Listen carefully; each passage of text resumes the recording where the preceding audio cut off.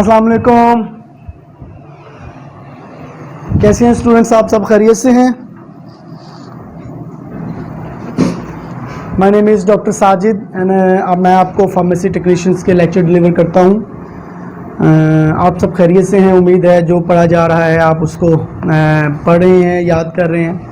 आज हम पेपर 1 की बुक 2 का लेक्चर 3 लेंगे और इसमें जो हम पढ़ेंगे वो है chapter 4 evaluation of crude drug. इससे पहले जो हम पढ़ चुके हैं फार्माकोग्नोसी में चैप्टर 1 में what is pharmacognosy, introduction of pharmacognosy, scope of pharmacognosy.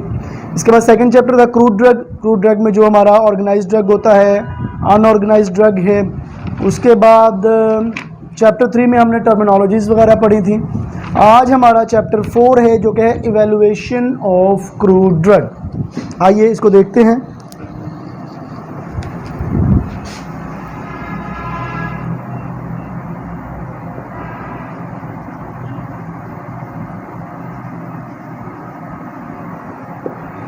सबसे पहले तो मैं आपको ये बता दूं कि आपने चैप्टर 2 पढ़ा था क्रूड ड्रग। क्रूड ड्रग होती है खाम मेडिसिन जो कि रॉ मटेरियल में होती है, मतलब आप किसी भी प्लांट को लेते हैं उसमें से जो ड्रग का निकालते हैं वो क्रूड ड्रग होती है, which is not for the use of patient.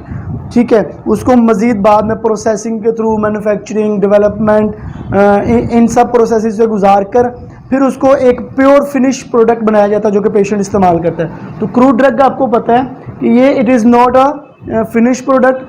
तो क्रूड ड्रग जो होती है उसकी इवैल्यूएशन होती है जांच पड़ताल।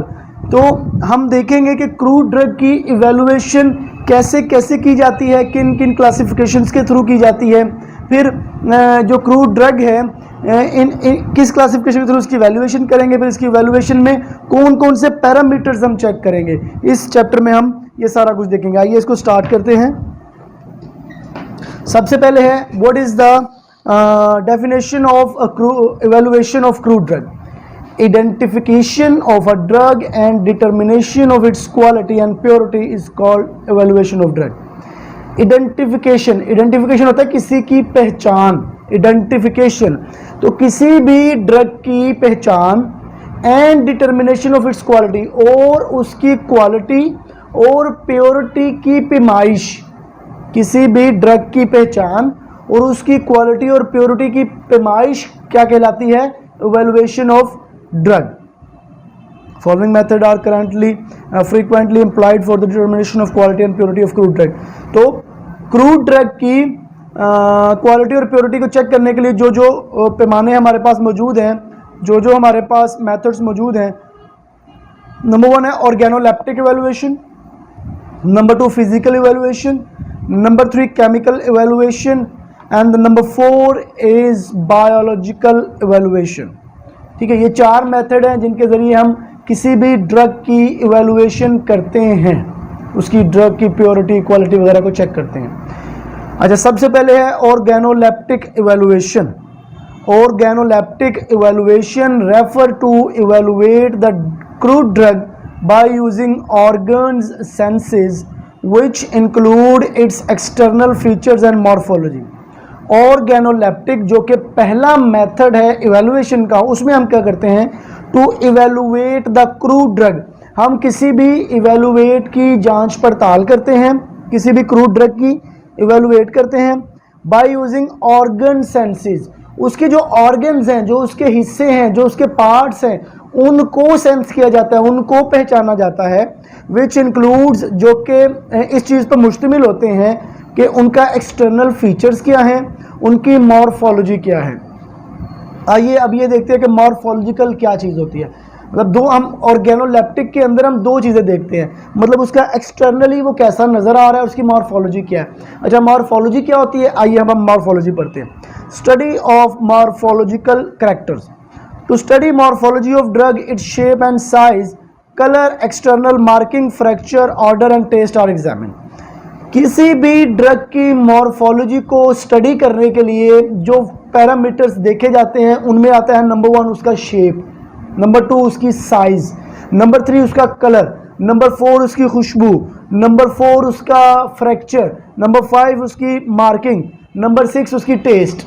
ये 6 चीज़ें देखी जाती हैं कि ये 6 चीज़ें किस में आती हैं, मॉर्फोलॉजिकल स्टडी में। तो जब भी आप ऑर्गेनोलेप्टिक स्टडी करेंगे और ऑर्गेनोलेप्टिक मेथड के तहत किसी ड्रग को इवेलुएट कर रहे हैं तो हम इन 6 पैरामीटर्स को देखेंगे। उसकी खुशबू कैसी है, उसकी शेप कैसी है, उसकी साइज़ कैसी है, उसका कलर कैसा है, उसकी मार्किंग कैसी है, उसका फ्रैक्चर कैसा है, ये सारी चीज़ें देखेंगे। जैसे कि बार्क, ठीक है, तो सिनेमन एक ऐसी ड्रग है जिसका बार्क यूज़ किया जाता है, ठीक है। तो हमेशा जब भी हम सिनेमन ड्रग की, क्रूड ड्रग की इवेल्युएशन करेंगे तो हम बार्क को सामने रखेंगे। इसी तरह सेना या तुलसी में हम लीव्स को सामने रखते हैं, क्लोव में हम फ्लावर्स को सामने रखते हैं, नेक्स्ट वोमिका में हम सीड्स को सामने रखते हैं, पुदीना में हम हर्ब्स को सामने रखते हैं। हर्ब मतलब बार्क मीन तना, लीव्स मीन पत्ते, फ्लावर्स मीन फूल, सीड मीन बीज, herbs mean bushes. Herbs mean मतलब वो जो जड़ी होती है, जड़ी बूटियाँ। अब एक्सटर्नल मार्किंग में क्या आएगा, emulation, nodule, projection, wrinkles. Nodules आपको पता होगा, प्रोजेक्शंस, नोड्यूल, रिंकल्स वगैरह जो आपके जो दरख्त है या पत्ते है जो भी है उसकी जो एक्सटर्नल कुछ बाहर से निकली होती है, प्रोजेक्शंस बनी होती है, थोड़ी सी चीज़ें बाहर कांटेनुमा बनी होती हैं, उसे प्रोजेक्शंस बोलते हैं। फिर उसके ऊपर ऐसे खुरदरी सी स्पेस होगी, उसे रिंकल्स बोलेंगे। इसी तरह प्रोजेक्शंस वगैरह और एनुलेशंस वगैरह होंगी। फिर आता है the drug like ginger and capsicum have pungent taste while glycyrrhiza and honey are sweet in taste. Crude drug belong to class fixed oil have bland taste. तो इसमें वो ये बता रहे हैं कि जो जिंजर होता है, जो कैप्सिकम होती है, ये जो होती हैं ये इनका जो टेस्ट होता है वो पिंजेंट होता है, चुभने वाला टेस्ट होता है। हालांकि जो ग्लाइसिराइजा और हनी वगैरह होते हैं उनका टेस्ट बहुत मीठा होता है। और इसी तरह वो बता रहे हैं कि वो ड्रग्स जिनके अंदर फिक्स्ड ऑयल होते हैं वो एक ब्लैंड टेस्ट होता है उनका। ब्लैंड मतलब फूटा हुआ सा, जिसका कोई मतलब अजीब सा टेस्ट हो जो कि समझ ना आ सके। तो पहला था हमारा ऑर्गेनोलेप्टिक के अंदर मॉर्फोलॉजिकल स्टडी।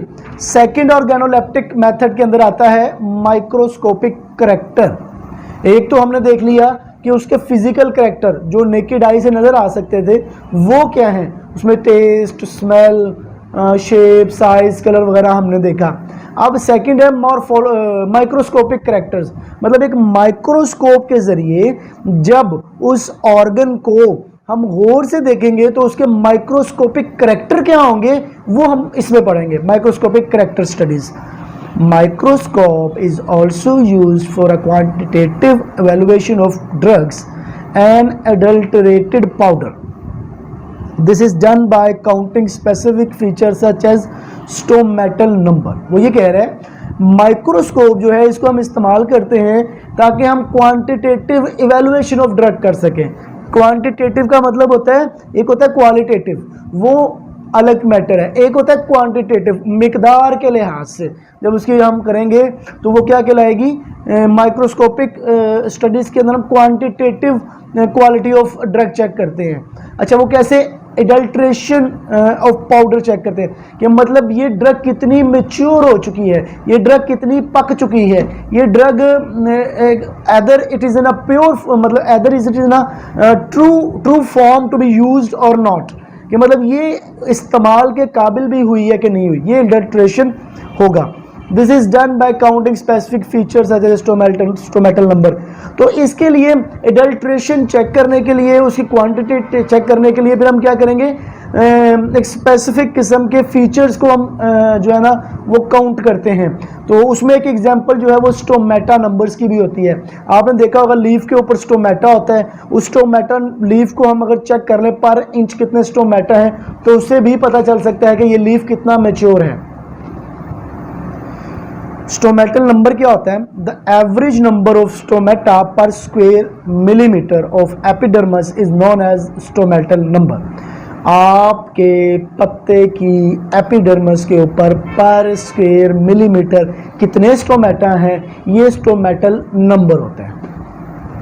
वो आपको पता है स्टोमेटा के थ्रू फोटोसिंथेसिस हो रही होती है, ऑक्सीजन बाहर आ रही होती है, कार्बन डाइऑक्साइड, अंदर जा रही होती है, वाटर एब्जॉर्ब हो रहा होता है, इस तरह कुछ हो रहा होता है, फोटोसिंथेसिस हो रही होती है।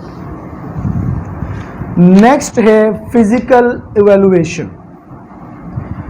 Physical constants are frequently applied to alkaloids, glycosides, volatile oils, fixed oil, tannin and sugar drugs to check their quality and purity। वो ये कह रहा है कि जो फिजिकल कांस्टेंट हैं उनको चेक करने के लिए हम alkaloids, glycosides, volatile, fixed oils वगैरह को क्या करते हैं, क्वालिटी और प्योरिटी को चेक करते हैं। फिजिकल कांस्टेंट्स में क्या क्या चीज़ें आती हैं? नंबर 1 इलास्टिसिटी इन फाइबर्स, मतलब जो आपका पाउडर या कोई भी ड्रग है उसके अंदर जो फाइबर्स मौजूद है उनकी इलास्टिसिटी क्या है, ये बताएगा आपका फिजिकल कंटेंट। सेकेंडली है viscosity of drug containing gums, जिस ड्रग के अंदर गम्स मौजूद हैं उनकी विस्कोसिटी क्या है। विस्कोसिटी होता है गाढ़ापन, तो उस ड्रग का गाढ़ापन कितना है, ये सेकेंड फिजिकल कांस्टेंट है आपका। थर्ड है swelling factor of mucilage, swell हो जाना, फूल जाना, तो म्यूसिलेजिस जो ड्रग्स होंगी उनकी स्वेलिंग पावर कितनी है, ये चेक करना फिजिकल इवैल्यूएशन के अंदर ये फिजिकल कांस्टेंट कहलाएगा। फिर melting and boiling point of crude drug, किसी ड्रग का मेल्टिंग पॉइंट क्या है, किसी ड्रग का बॉइलिंग पॉइंट क्या है, ये चेक करना भी क्या कहलाएगा, फिजिकल कांस्टेंट।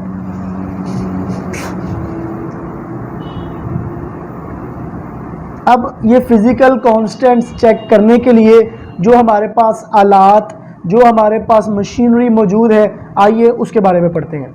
सबसे पहले स्पेक्ट्रोस्कोपिक एनालिसिस। स्पेक्ट्रोस्कोपिक एक ऐसा एनालिसिस होता है जो मुख्तलिफ टेक्निक्स पे बेस होता है, जैसे कि यूवी अल्ट्रा वायलेट रेज पे, आईआर इंफ्रारेड वेव्स पे, एनएमआर न्यूक्लियर मैस रेडिएशंस पे और फिर मैस पे, and radio immuno assay are applied frequently to check the physical constant of the herbal drugs.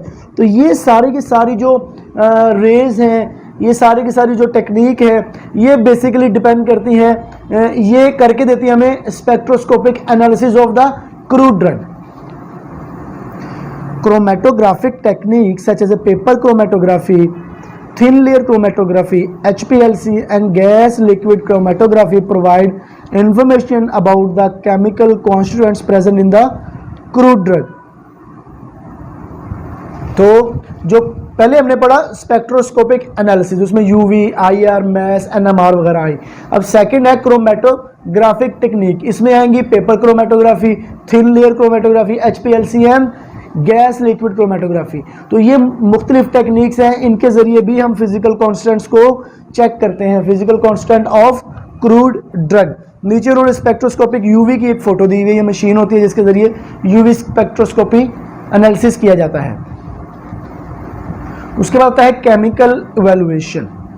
Chemical evaluation involves the determination of quality, quantity and purity of crude drug through chemical test. वो ये कह रहे हैं कि chemical evaluation जो है किसी भी क्रूड ड्रग की, अगर हम केमिकल इवैल्यूएशन करेंगे तो उसमें हम जो चीज़ें देखेंगे वो क्या होगा, क्वालिटी, क्वांटिटी और प्योरिटी, ये तीनों चीज़ें देखी जाएंगी। किसके ज़रिए? केमिकल टेस्ट किए जाएंगे उसके मुख्तलिफ।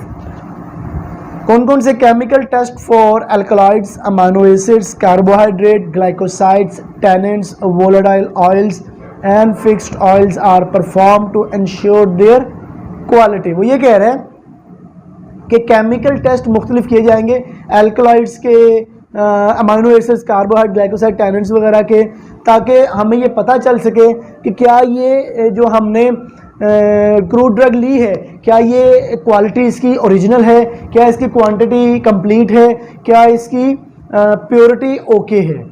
ठीक है।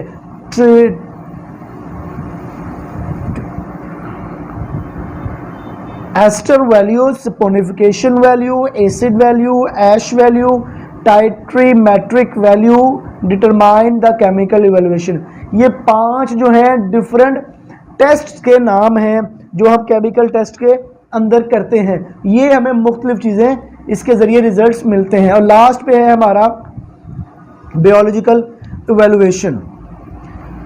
Biological evaluation is a type of scientific experiment carried out on intact animal preparation, isolated living tissue or microorganism. Since living organism are used, the assay are called biological assay. वो ये कह रहे हैं कि जो biological evaluation है इसको biological ऐसे भी कहा जाता है.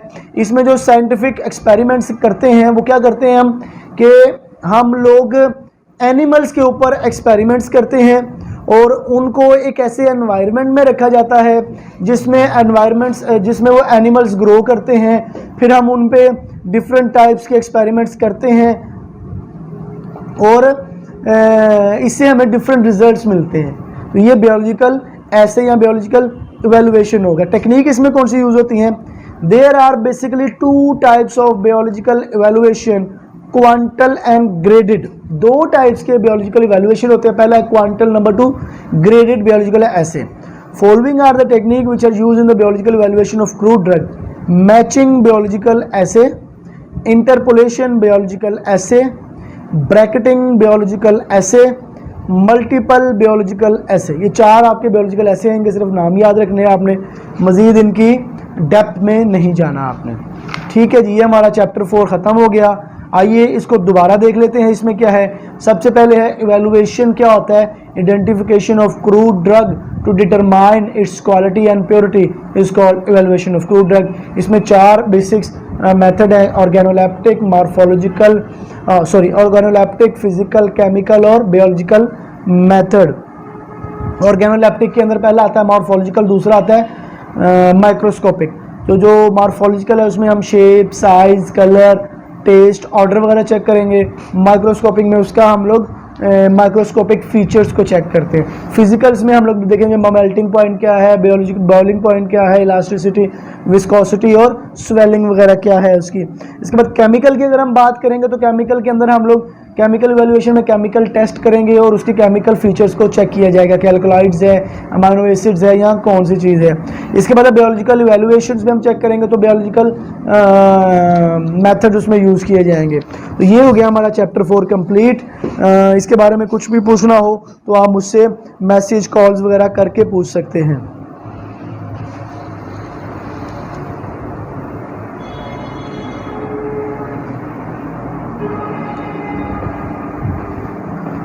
आइए हम अपना नेक्स्ट चैप्टर स्टार्ट करते हैं. Chapter 5 which is known as enzyme.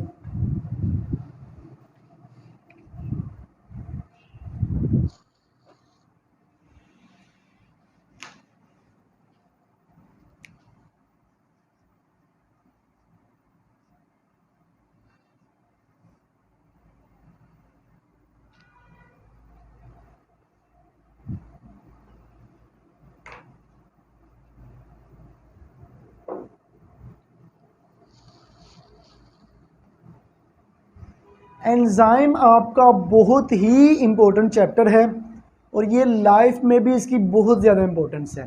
आपकी ह्यूमन बॉडी के अंदर ये बहुत ज़्यादा फैक्टर क्रिएट करता है. एंजाइम का चैप्टर आप इस बायो फार्माकोग्नोसी में भी पढ़ेंगे, इसके अलावा बायोकेमिस्ट्री में भी पढ़ेंगे और ये बहुत इम्पोर्टेंट चैप्टर है. इसको ज़रूर समझें और ज़रूर इसको याद करें क्योंकि ये थ्रू आउट द फार्मेसी आपका चलता रहेगा. आइए सबसे पहले इसकी डेफिनेशन पढ़ते हैं. The enzyme can be defined as these are the catalyst of biological system that are produced by living cells which are capable of catalyzing the biological reaction. Enzyme ऐसी चीज़ को कहते हैं, ऐसे सब्सटेंस को कहते हैं, ऐसे केमिकल को कहते हैं, ऐसी किसी भी चीज़ को कहते हैं जो बायोलॉजिकल सिस्टम का कैटलिस्ट होता है. मतलब एक रिएक्शन होना होता है ना, जैसे आम अल्फाज में आप समझे एंजाइम क्या होता है. आपने पानी में चीनी मिक्स की, पानी और चीनी ये 2 अलग चीज़ें थी, इन्होंने आपस में मिक्स होना है. चम्मच लेके आप उसको स्पून से मिक्स करते हैं. अच्छा, स्पून से जब मिक्स करते हैं तो चीनी पानी में बेहतर तरीके से हल हो जाती है, लेकिन स्पून उसमें हल नहीं होता। स्पून का काम सिर्फ और सिर्फ उनको मिक्स करना होता है। इसको हम क्या बोलेंगे, कैटलिस्ट या फिर एंजाइम। ठीक है जी। तो जो एंजाइम होता है ये बायोलॉजिकल सिस्टम का कैटलिस्ट होता है और क्या करता है, इसको लिविंग सेल प्रोड्यूस करते हैं और ये आपके जो बायोलॉजिकल रिएक्शन आपके जिस्म में हो रहे होते हैं उनको परफॉर्म करवा देता है। The enzyme are the organic catalyst produced by the living organism. That's why called as biological catalyst. वो ये कह रहा है एंजाइम जो होता है ये ऑर्गेनिक कैटलिस्ट होता है और ये लिविंग ऑर्गेनिज्म इसे प्रोड्यूस करता है और ये आपके बायोलॉजिकल रिएक्शंस को कॉज करवाता है। ठीक है, इसको बायोलॉजिकल कैटलिस्ट भी कहते हैं। किसको, एंजाइम को। अच्छा, कैटलिस्ट की इतनी बात हो रही है तो सबसे पहले देखते हैं कैटलिस्ट क्या होता है। Catalyst is a chemical which is inorganic in nature, used to boost up chemical reaction, but it is not utilize itself in the chemical reaction. Catalyst जो है ये एक केमिकल है जो कि इनऑर्गेनिक इन नेचर होता है, use to boost up chemical reaction, जो आपके केमिकल रिएक्शन को बूस्ट अप करता है, but it is not utilize itself in the chemical reaction, लेकिन वो खुद उस केमिकल रिएक्शन में खुद इस्तेमाल नहीं होता। All enzymes are catalyst but the catalyst are not enzyme. जितने भी एंजाइम्स होते हैं वो कैटलिस्ट ज़रूर होते हैं लेकिन हर कैटलिस्ट एंजाइम नहीं होता। अच्छा, अब यहाँ पे दो बातें ऑर्गेनिक और इनऑर्गेनिक सब्सटेंसेस की, इनको भी देख लेते हैं। ऑर्गेनिक और इनऑर्गेनिक सब्सटेंसेस क्या होते हैं। सबसे पहले all the chemical that contain mainly carbon are called organic substances. हर वो सब्सटेंस, केमिकल सब्सटेंस जिसमें कार्बन मौजूद हो उसको ऑर्गेनिक सब्सटेंस कहते हैं। All the chemical that are not containing carbon are called inorganic substances. हर वो केमिकल सब्सटेंस जिसमें कार्बन नहीं होता उसको क्या कहते हैं, इनऑर्गेनिक सब्सटेंस। इसके बाद है substrate. These are the molecule on which enzyme can act. अच्छा, सबस्ट्रेट एक ऐसी चीज़ होती है जिसके ऊपर एंजाइम आके रिएक्ट करता है।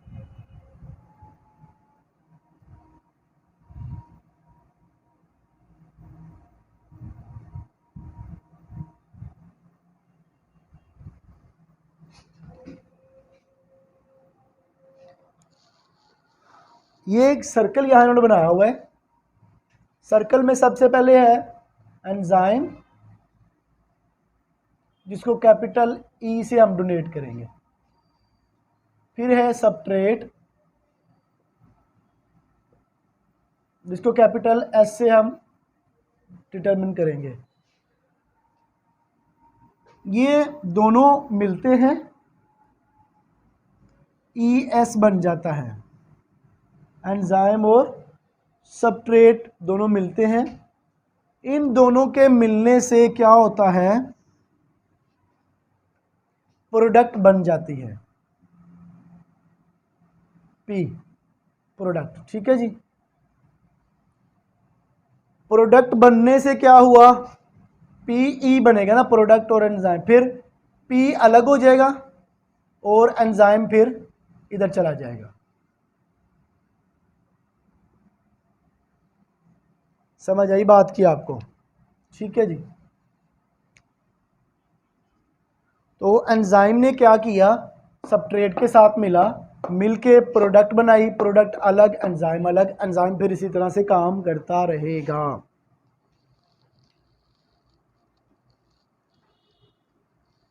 अच्छा, अब एंजाइम साहब जो हैं अगर ये सबस्ट्रेट को नहीं मिलते तो ये प्रोडक्ट ना बनती। तो बाज़-औक़ात अक्सर बहुत सारे हमारी बॉडी के अंदर ऐसी चीज़ें मौजूद हैं जब तक एंजाइम उनके साथ नहीं मिलेगा तो पूरा का पूरा हमारा प्रोसेस स्टार्ट ही नहीं होगा, प्रोडक्ट्स बनेंगी नहीं। ठीक है जी, नेक्स्ट है the difference between enzyme and catalyst. all the enzymes are organic substances, all the enzymes are organic substances, all the catalysts are inorganic substances। तो आप सबसे पहले जो इसमें डिफरेंस लेंगे वो लेंगे ऑर्गेनिक और इनऑर्गेनिक सब्सटेंसेस का। जितने भी आपके सब्सटेंसेस हैं एंजाइम के अंदर वो क्या होंगे, ऑर्गेनिक सब्सटेंसेस, और जितने भी आपके इनऑर्गेनिक सब्सटेंसेस होंगे वो कैटालिस्ट होंगे। ठीक है जी। सेकेंड है enzyme mostly destroy during the reaction. Enzyme बाजुकात रिएक्शन के दौरान टूट भी जाता है, लेकिन कैटलिस्ट कभी नहीं टूटता, वो एज इट इज रिएक्शन से बाहर निकल जाता है। Enzyme are most specific in nature. Enzyme जो होते हैं वो बहुत स्पेसिफिक होते हैं अपने नेचर के लिहाज से, लेकिन catalyst are not specific in nature. Enzymes are very complex in nature. Enzymes की जो नेचर होती है वो बहुत कॉम्प्लेक्स होती है, लेकिन कैटलिस्ट की जो नेचर है वो वेरी सिंपल होती है। Speed of the enzyme reaction does not depend on the concentration of enzyme. मतलब जो स्पीड है रिएक्शन की वो एंजाइम की मिकदार पे डिपेंड नहीं करती कि बिलफर्ज 100 एंजाइम आएंगे तो कितनी स्पीड से रिएक्शन होगा, एक एंजाइम आएगा तो कितनी स्पीड से रिएक्शन होगा, ये इस पे डिपेंड नहीं करती। जितने भी एंजाइम आएंगे, एंजाइम होना चाहिए, रिएक्शन उसी स्पीड से होगा। लेकिन कैटलिस्ट जो होता है वो जितने ज़्यादा कैटलिस्ट होंगे रिएक्शन उतनी स्पीड से होगा। अगर एक कैटलिस्ट है तो रिएक्शन उस स्पीड से होगा, 100 कैटलिस्ट है तो रिएक्शन उस स्पीड से तेज हो जाएगा। अब आ गई properties of enzyme. Catalytic property. Small amount of enzymes can catalyze the large amount of substrate in a biological reaction. थोड़े से भी एंजाइम जो है वो बहुत ज़्यादा सबस्ट्रेट को क्या कर देंगे, catalyse. Sucrase enzyme in its small amount easily catalyze the hydrolytic reaction of the sucrose. Small amount of enzyme can catalyze the large amount of substrate in biological reaction. Example है sucrose enzyme in small amount easily catalyze the hydrolytic reaction of sucrose. दूसरा है solubility. Enzymes are mostly soluble in water and dilute alcohol. The enzyme can precipitate in the following solvent. Enzyme जो हैं वो ज़्यादातर पानी के अंदर हल हो जाते हैं, पानी और dilute अल्कोहल के अंदर हल हो जाते हैं, लेकिन जब उनको कंसनट्रेटेड अल्कोहल के अंदर डाला जाएगा, जब उनको अमोनियम सल्फेट के अंदर या ट्राइक्लोरोएसिटिक एसिड के अंदर डाला जाएगा तो उनकी फुटकरियाँ बन जाएंगी, प्रेसिपिटेट बन जाएंगी। थर्ड है एंजाइमेटिक प्रॉपर्टी। थर्ड क्या है, enzymatic property. The velocity of the enzymatic reaction increases as the concentration of the substrate increases up to certain maximum.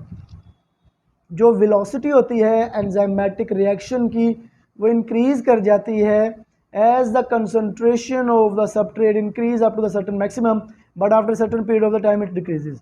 वो ये कह रहे हैं कि एंजाइमेटिक रिएक्शन जब हो रहा हो तो उसके दौरान सबस्ट्रेट अगर ज़्यादा हो जाए तो रिएक्शन की स्पीड कुछ बढ़ जाती है, लेकिन वो फिर कुछ वक्त के बाद जाकर स्लो हो जाती है।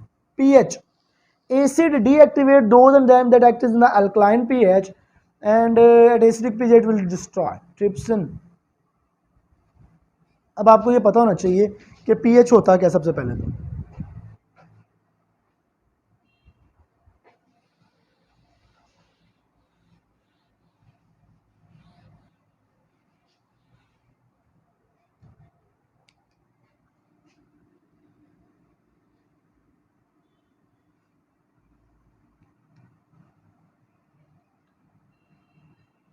pH एक ऐसा टेबल है जिस पे 1 to 6 7 फिर 8 to 14 रीडिंग लिखी होती है।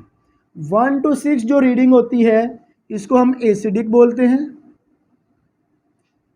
7 को बेसिक बोलेंगे और 8 to 14 को हम 7 को न्यूट्रल बोलेंगे और 8 to 14 को बेसिक बोलेंगे।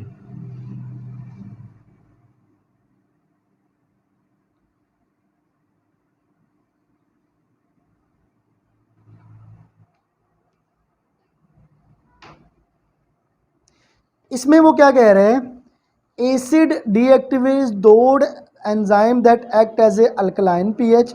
वो ये कह रहा है कि वो एंजाइम जो अल्कलाइन पीएच पे काम करते हैं, अल्कलाइन पीएच कौन सी है, बेसिक्स पीएच 8 से 14, वो एंजाइम जो अल्कलाइन एनवायरनमेंट में काम करते हैं, वो एंजाइम जो अल्कलाइन एनवायरनमेंट में काम करते हैं, अगर उन एंजाइम को हम एसिडिक एनवायरनमेंट में रख देंगे, उनमें बोलेंगे काम करो, तो क्या होगा, वो एंजाइम डिस्ट्रॉय हो जाएंगे, वो अल्कलाइन वो एंजाइम काम नहीं कर पाएंगे। इसकी एक एग्जांपल उन्होंने दी है ट्रिप्सिन, TRYPSIN। ये एंजाइम जो है 8.4 pH पे काम करता है।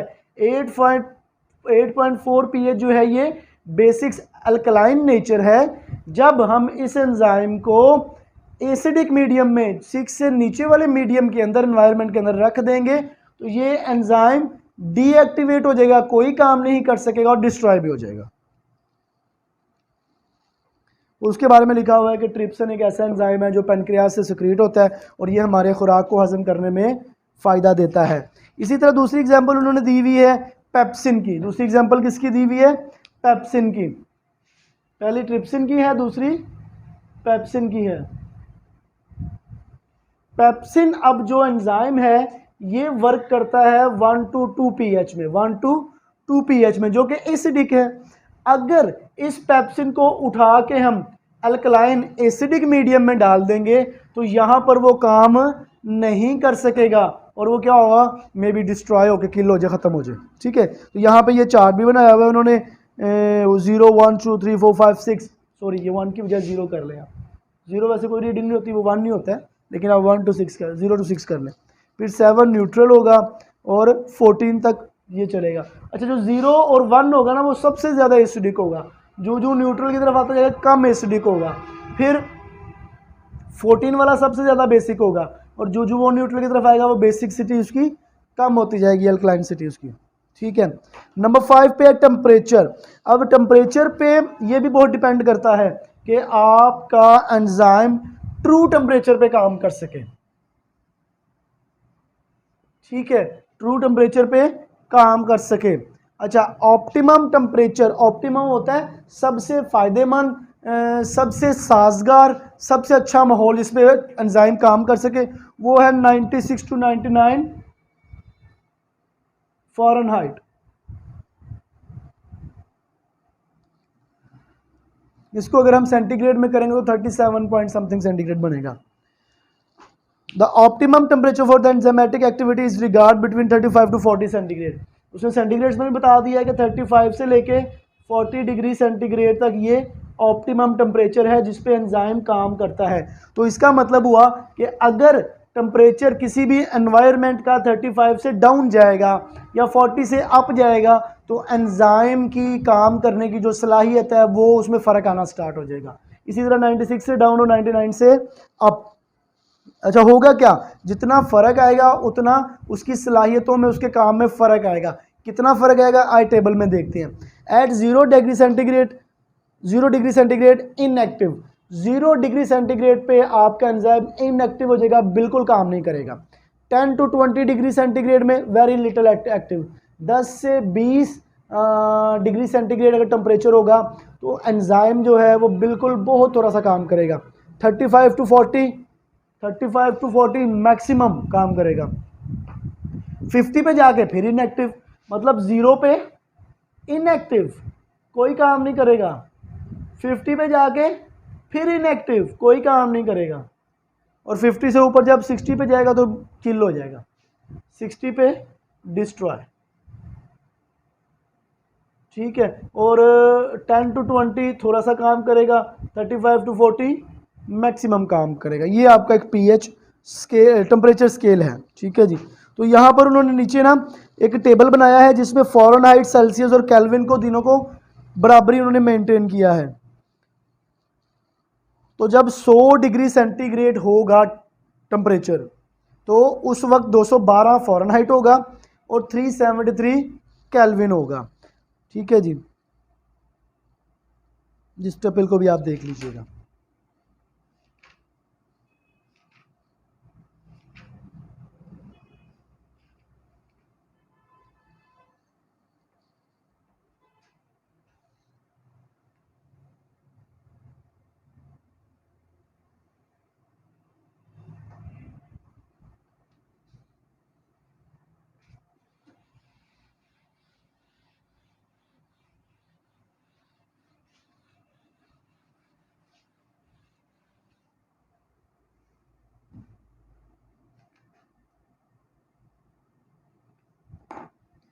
नेक्स्ट है ब्रोमालीन। ब्रोमालीन एक एंजाइम है और ये हमें जो हासिल होता है ये होता है हमें पाइन एप्पल से। किससे? पाइन एप्पल से।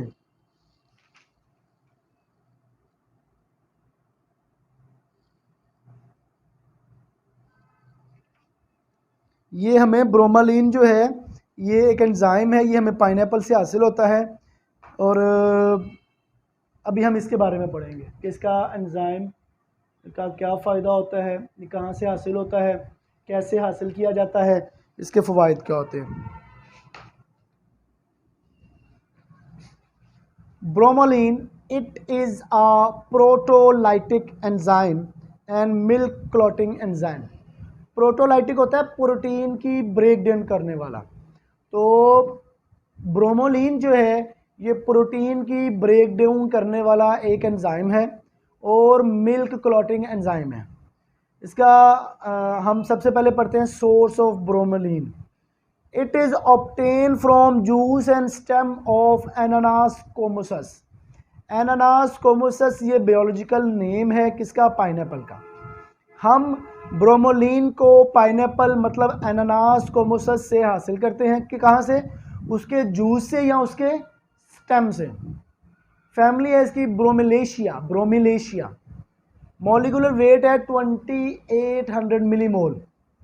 कलर है इसका लाइट येलो कलर और बफ कलर। बफ कलर होता है ये बफलो कलर, ब्राउनिश कलर, जो आप गाय वगैरह आप देखते हैं ना ब्राउनिश कलर की, वो बफ कलर होता है।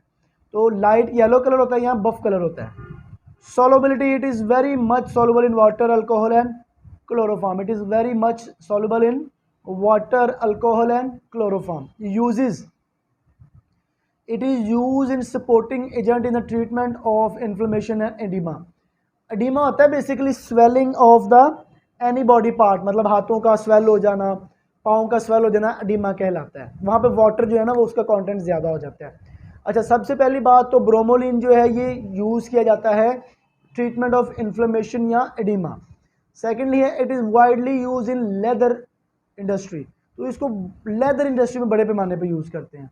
It is use in the production of protein. Protein की प्रोडक्शन में भी इसको इस्तेमाल किया जाता है। It is very effective agent that can easily tenderize the meat. और ये बहुत ज़्यादा इफेक्टिव एजेंट है जो कि मीट को भी टेंडराइज कर देता है। टेंडराइज होता है पकाना। ठीक है, आपने देखा होगा बाज़ औक़ात कुछ होटलों का खाना बड़ा मज़ेदार होता है। अच्छा, वो पका भी बड़ी जल्दी लेते हैं। तो वो बेसिकली करते क्या हैं, वो पाइनएप्पल का थोड़ा सा पाउडर डालते हैं जिसकी वजह से प्रोटीन जो है वो ऑलरेडी ब्रेक डाउन और उसकी टेंडराइजिंग हो जाती है। जब उसको खाने में मतलब हीट के ऊपर रखते हैं तो जल्दी से वो खाना पक जाता है। नेक्स्ट है पपाइन। नेक्स्ट है papain. It is a proteolytic enzyme. ये प्रोटोलाइटिक एंजाइम है प्रोटीन ब्रेक डाउन करने वाला। इसकी सोर्स है papain is dried latex obtain from the green fruit and leaves of Carica papaya. तो कैरिका पपाया एक प्लांट का नाम है जहाँ से हम पपाइन हासिल करते हैं। ये एक खुश्क लैटेक्स होता है। लैटेक्स होता है बेसिकली, अगर आपने कभी देखा हो कुछ दरख्त को कट लगाए तो हल्का हल्का सा उसमें मिल्की दूध की तरह सा फ्लूइड निकलता है, उसको लेटेक्स बोलते हैं। थोड़ा सा वो सॉलिड मतलब फॉर्म में होता है। ठीक है, उसको हम बोलते हैं। तो पपाइन इज ड्राइड खुशक लैटेक्स होता है obtain from green fruit. Green fruit मतलब सब्ज फ्रूट से हासिल होता है। And leaf of Carica papaya, और कैरिका पपाया के लीफ से हासिल होता है। फैमिली है इसकी कैरिएशिया। कैरिकेशिया। प्रेपरेशन इसकी कैसे करते हैं, मतलब एक प्लांट से पपाइन को कैसे हासिल करते हैं, आइए देखते हैं। The latex is obtain by making 2 to 4 longitudinal incision. मतलब पपाइन हासिल करने के लिए हमें 2 से 4 लंबे कट लगाने पड़ेंगे। कहाँ पर? On the surface of nearly mature but green fruit while still on the tree.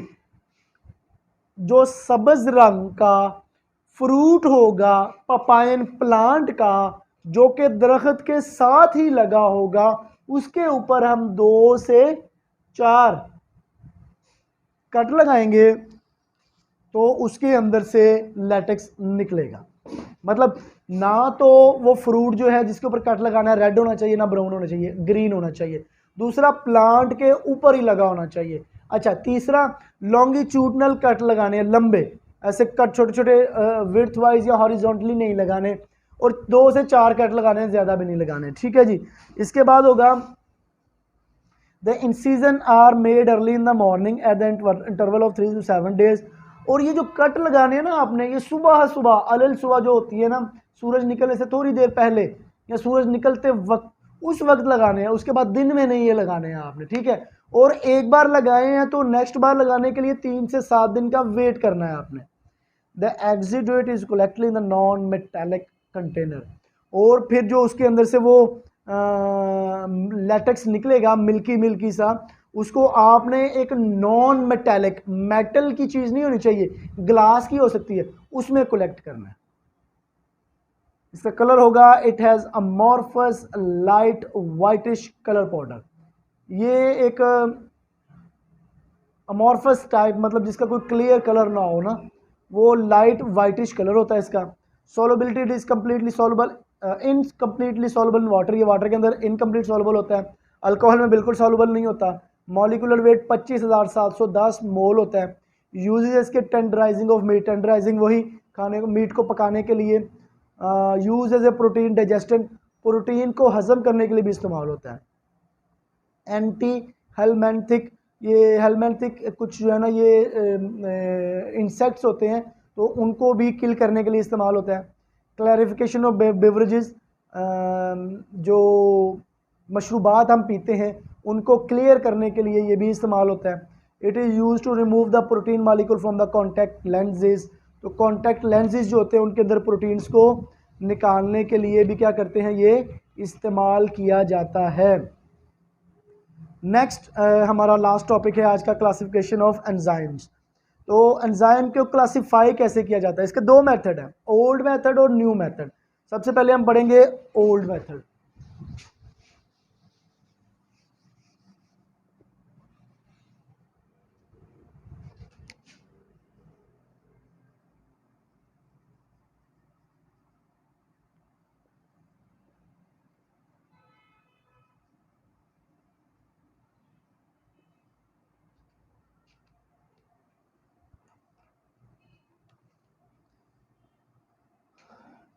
Old method. By using this method, the enzymes are named by adding suffix ase, for example lipase, cellulose। वो ये कह रहा है कि पुराने method के तहत हम क्या करते हैं, ASE का इजाफा कर देते हैं, ASE का इजाफा कर देते हैं, जिससे हमें पता चलता है कि ये क्या है, एंजाइम है। अच्छा, कौन सा एंजाइम है, अगर हम लिखेंगे लाइपेज, इसमें ASE आ गया, LIP बताएगा लिपिड, और ASE बताएगा ये एंजाइम है। कौन सा एंजाइम है, लिपिड की ब्रेक डाउन करने वाला एंजाइम। ठीक है जी। सेकंड है सेलुलेज,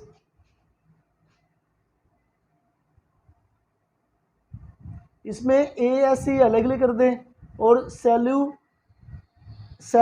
एल कर देना, तो ये होगा सेलुलोज की ब्रेक डाउन करने वाला एंजाइम। ठीक है। आइए अब इस बेसिस पे उन्होंने क्या किया, इसको 4 डिफरेंट क्लासेस में क्लासिफाइड कर दिया, उनको ब्रेक डाउन कर दिया।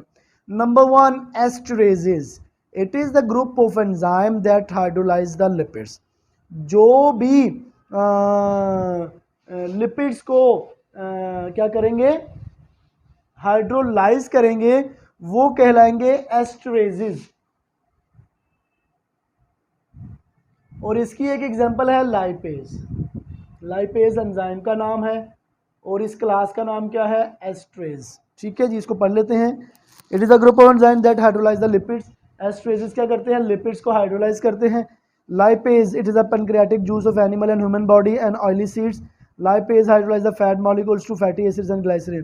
तो वो ये कह रहा है कि जो लाइपेज है ये फैटी एसिड्स, लिपिड्स, फैट्स वगैरह को क्या करता है, ब्रेक डाउन। सेकेंड है अमीनडेजेस।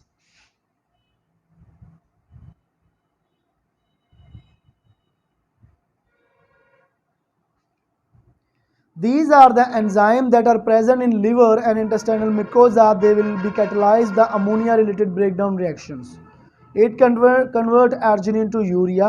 Ureases, it convert the liver cells and soybean seeds. It convert urea into ammonia and carbon dioxide. तो इसकी दो एग्जांपल्स उन्होंने बताई हैं. आर्गिनेज, अमाइन अमिनडेजिस का मतलब है अमोनिया का को ब्रेक डाउन करने वाला एंजाइम. इसकी है आर्जिजिनेजिस और सेकंड है यूरिएजिस.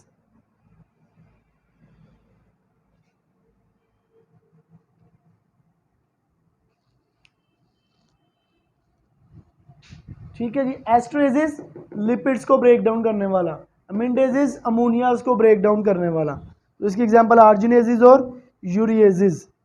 थर्ड है न्यूक्लिएजिस. न्यूक्लिएजिस क्या होगा? These are the group of enzyme that act on the nucleotides. Nucleotides की ब्रेक डाउन करने वाला, लिपिड्स की ब्रेक डाउन करने वाला, अमोनिया की ब्रेक डाउन करने वाला और न्यूक्लियोटाइड्स की ब्रेक डाउन करने वाला. न्यूक्लियोटाइड्स हमारे पास कौन से हैं? आरएनए और डीएनए. इसकी एग्जांपल है आरएनए और डीएनए. ठीक है. और थर्ड पे आता है कार्बोहाइड्रेजिस. कार्बोहाइड्रेजिस.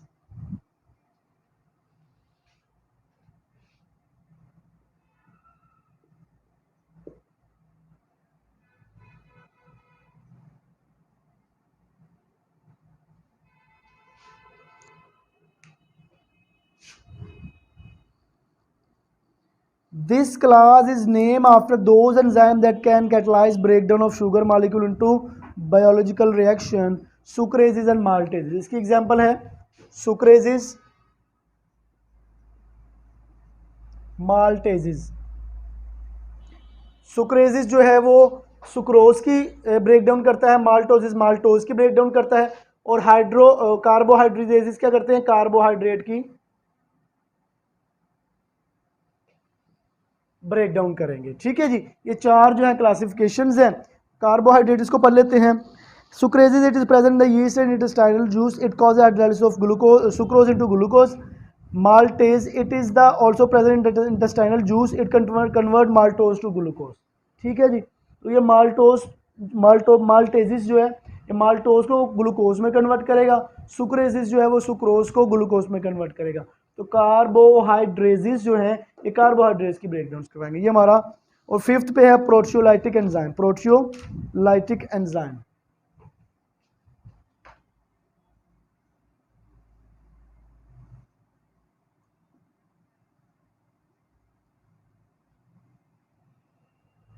प्रोटियोलाइटिक एंजाइम जो होंगे वो प्रोटीन की ब्रेकडाउन करवाएंगे. इसकी एग्जांपल से अगर हम देखें तो पेप्सिन और रेनिन.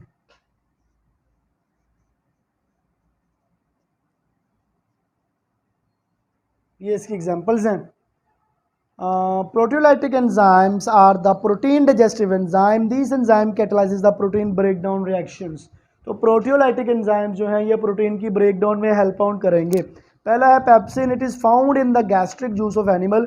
ये एक एनिमल के गैस्ट्रिक जूस, मैदे के जूस में पाया जाता है. It digest the protein by converting into its proteases and peptone. ये क्या करता है? प्रोटीन को कन्वर्ट कर देता है प्रोटीज और पेप्टोन्स के अंदर. रेनिन जो है it is a milk coagulating enzyme. ये मिल्क को कोगुलेट कर देता है. Found in the mucous membrane of the fresh stomach of mammal. तो स्टमक के अंदर ये वाला रेनिन का होता है. It curdle protein of milk. तो जो मिल्क के अंदर प्रोटीन होती है ये उसको कडल करता है. कौन? रेनिन. कडल मतलब फूड देता है. लास्ट सेकंड है ओल्ड मेथड. हमने पढ़ लिया. इसमें 1 2 3 4 5 1 2 3 4 5 क्लासेस पढ़ी. अब पढ़ते हैं न्यू मेथड. न्यू मेथड के अंदर 4 क्लासेस है. नंबर 1 है, अच्छा इसको कैसे किया गया है पढ़ते हैं. This method is also known as IEC method, international enzymes commission. In new method the fundamental principle of giving the name to the enzyme are their basic function in addition of ase. अच्छा इस वाले method में हमने क्या किया है कि ये वाला मेथड पहली बात तो बनाया है इंटरनेशनल एंजाइम कमीशन ने. अच्छा उसने किया क्या है कि जो फंडामेंटल प्रिंसिपल है ना, जो फंडामेंटल होता है बुनियादी तौर पर प्रिंसिपल होता है कानून। जो बुनियादी कानून है किसी भी एंजाइम का, कोई भी मतलब उसका जो बुनियादी काम है उसके ऊपर उसका नाम रखा गया है और उसके आगे ASE लगा दिया गया है। जैसे डिहाइड्रोजनेसिस, डिहाइड्रोजनेसिस नंबर 1, ये ASE जो है ये क्या है, एंजाइम का डिहाइड्रोजिनेशन, ये उसका प्रिंसिपल है, जिस वो काम क्या करता है एंजाइम। और एज क्या है, एज है एंजाइम का नाम शो करता है कि ASE का मतलब होता है एंजाइम। तो it is an enzyme that act on the substrate and remove their hydrogen molecule. Dehydrogenases जो है ये हाइड्रोजन मॉलिक्यूल की रिमूवल करेंगे, हाइड्रोजन रिमूवल, ये हो गया इनका काम। और एज का मतलब है उनका नाम। दूसरा है ऑक्सीडेसिस, ये क्या करते हैं, ये ऑक्सीजन की एडिशन करवाते हैं। It is enzyme that catalyse the oxidation reaction without any regards of the substrate. ये ऑक्सीडेशन करवाते हैं, ये क्या करवाते हैं, ऑक्सीडेशन। ऑक्सीडेशन क्या होती है, एडिशन ऑफ ऑक्सीजन। थर्ड है hydrolases, hydrolases these are the enzyme that boost up the speed of hydrolysis reaction without the regard of the substrate. Number 3 hydrolases, ये क्या करवाते हैं, हाइड्रोलिसिस, ये हाइड्रोलिसिस करवाते हैं। और नंबर 4 पे है लाइगेज,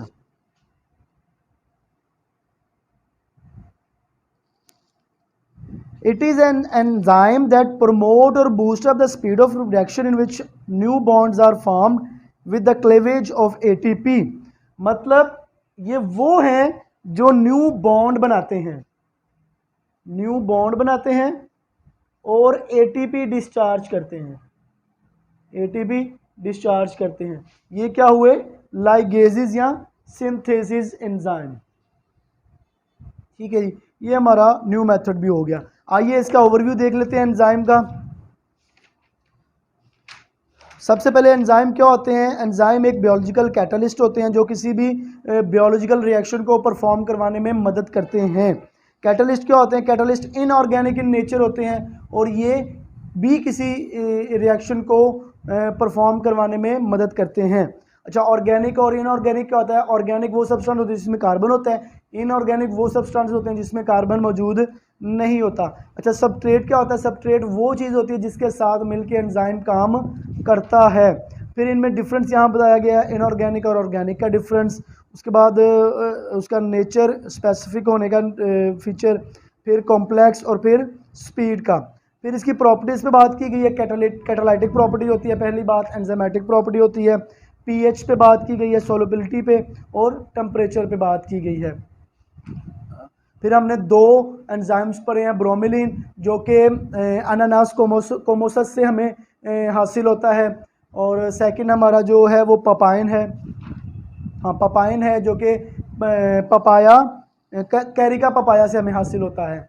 ठीक है, ये दोनों प्रोटियोलिटिक एंजाइम्स हैं, इनके बारे में हमने पढ़ा है, इनको हासिल कैसे किया जाता है, इनकी कलर, सॉल्युबिलिटी वगैरह। और लास्ट पे हमने पढ़ा है क्लासिफिकेशंस ऑफ एंजाइम।